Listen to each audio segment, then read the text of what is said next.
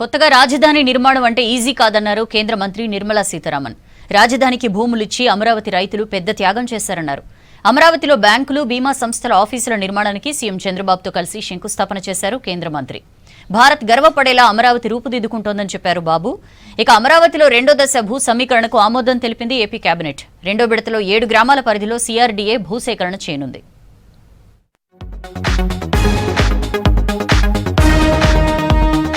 అమరావతి పరిధిలో రెండో దశ భూ సమీకరణకు ఏపీ కేబినెట్ ఆమోదం తెలిపింది.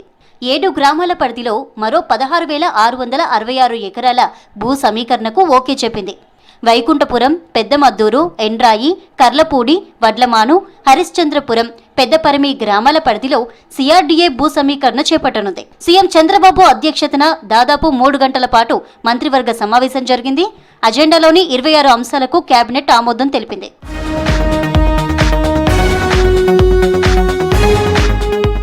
ఏపీ రాజధాని అమరావతి నిర్మాణ పనులు మళ్లీ ప్రారంభించడం ఒక యజ్ఞం లాంటిదన్నారు కేంద్ర మంత్రి నిర్మలా సీతారామన్. నూతన రాజధాని నిర్మాణం అంటే సామాన్య విషయం కాదన్నారు.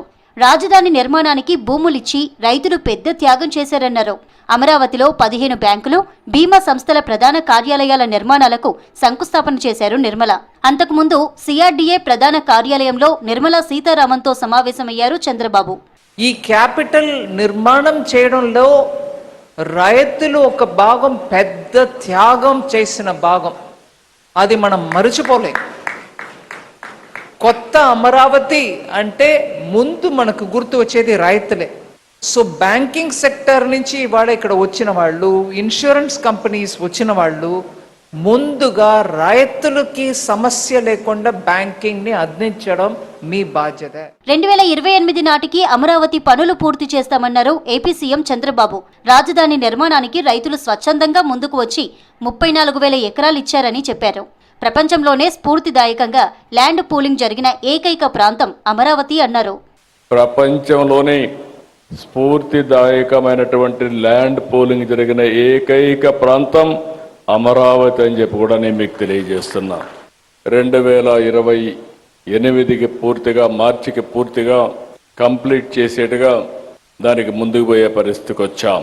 అయితే ఈరోజు ఈ పనులు జరుగుతున్నాయంటే దానికి కారణం ఇక్కడున్న ఫైనాన్స్ మినిస్టర్ నిర్మలా సీతారామన్ గారని చెప్పి మనస్ఫూర్తిగా మీ అందరికి విజ్ఞప్తి చేస్తున్నా. అమరావతి దేవతల రాజధాని అని, రైతుల గొప్ప త్యాగమని చెప్పారు మంత్రి నారా లోకేష్. వైసీపీ సర్కార్ రాష్ట్రాన్ని విధ్వంసం చేయాలని చూసిందని, 3 రాజధానులని చెప్పి ఒక్కచోట ఇటుక కూడా వేయలేదని విమర్శించారు లోకేష్. దేవతల రాజధాని అమరావతి, రైతుల త్యాగం అమరావతి. దేవతల రాజధానిని దయాలుగా విధ్వంసం చేయాలని ఆనాడు చూశారు. 3 రాజధానులని 3 ముక్కలాటలాడి కనీసం ఒక్క ఇటుక కూడా అయిన పరిస్థితి. కానీ ఒక్క వ్యక్తి నివసించడానికి 700 కోట్ల రూపాయలు ఖర్చు పెట్టి విశాఖపట్నంలో ప్యాలెస్ కడతాం కూడా ఆంధ్ర రాష్ట్ర ప్రజలు చూశారు. బంగాళాఖాతంలో ఏర్పడిన దిత్వా తుఫాను ప్రభావంతో సముద్రం అల్లకల్లోలంగా మారింది. ఏపీలోనూ దిత్వా తుఫాన్ ప్రభావం ఉంటుందని తెలిపింది వాతావరణ శాఖ. దక్షిణ కోస్తా, రాయలసీమ జిల్లాల్లో మోస్తరు నుంచి భారీ వర్షాలు కురుస్తాయని తెలిపింది. ముఖ్యంగా దక్షిణ కోస్తా జిల్లాల్లో సముద్రం అల్లకల్లోలంగా ఉంటుందని, ప్రజలు అప్రమత్తంగా ఉండాలని సూచించింది IMD.